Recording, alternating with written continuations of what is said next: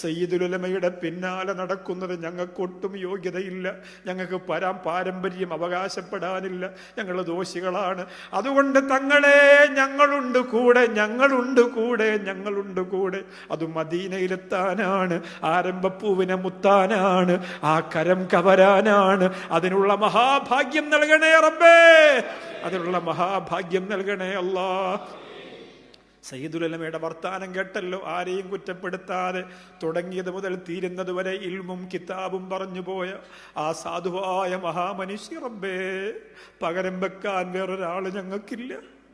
അതുകൊണ്ട് നീ ആഫിയത്ത് കൊടുക്കണേ റബ്ബേ, ആരോഗ്യം കൊടുക്കണേ അല്ലാ.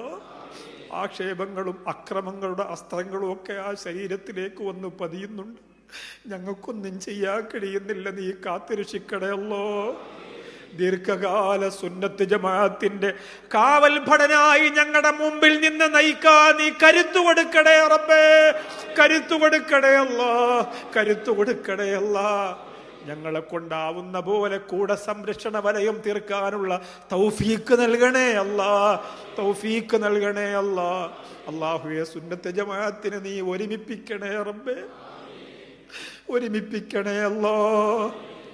ഒറ്റ പതാകയുടെ കീഴിലാക്കണേ അല്ലാ, ഒറ്റ സയ്യിദിന്റെ കീഴിൽ